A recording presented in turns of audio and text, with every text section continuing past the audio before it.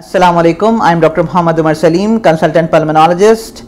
As you know that we were discussing April 2015 pulmonology paper. So now the question is on your screen now.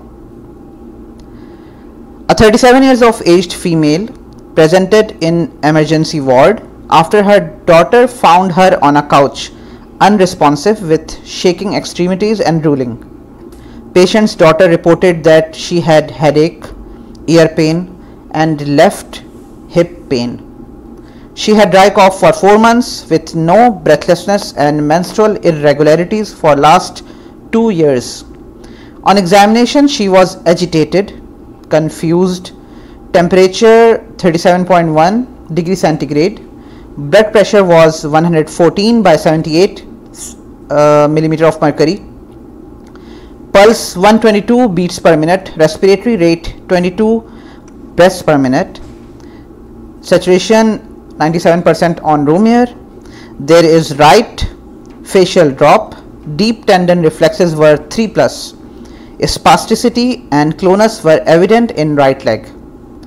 CBC, serum glucose, electrolytes, potassium, magnesium, LFTs, pulmonary function tests are all normal.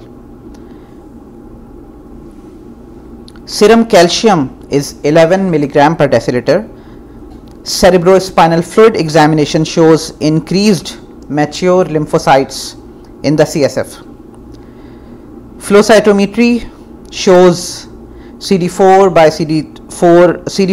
CD8 ratio more than 3.4.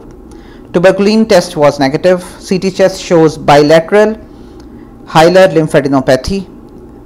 Angiotensin converting enzyme is normal. MRI brain shows abnormal enhancement of leptomeninges, reticular and nodular pattern, thickening and diffuse linear and nodular enhancement of pituitary stalk.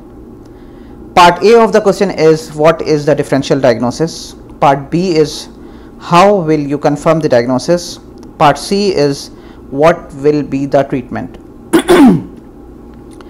So the scenario begins with young female and found unconscious.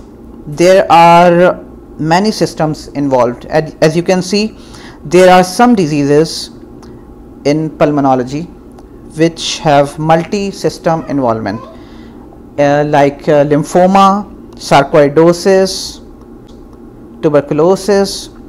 So as soon as you see the serum calcium 11 mg per deciliter, or in the chest radiology bilateral hilar lymphadenopathy, you have to think of sarcoidosis. So my first differential diagnosis would be sarcoidosis, because all the symptoms are fitting in this diagnosis. The other differential would be tuberculosis. The third one will be lymphoma. The tuberculosis will be disseminated tuberculosis. Okay, so the A part will be solved as sarcoidosis, disseminated TB and lymphoma. How will you confirm the diagnosis? So as they have mentioned many investigations which are negative, and they have ruled out TB also, but there are many things which are leading towards the sarcoidosis. So my first diagnosis is sarcoidosis, and the confirmation would be with IBUS, TBNA, mediastinoscopic biopsy from the mediastinal lymph nodes. So it will show non-caseating granulomatous inflammation in the histopathology. Part C would be systemic steroids and rituximab.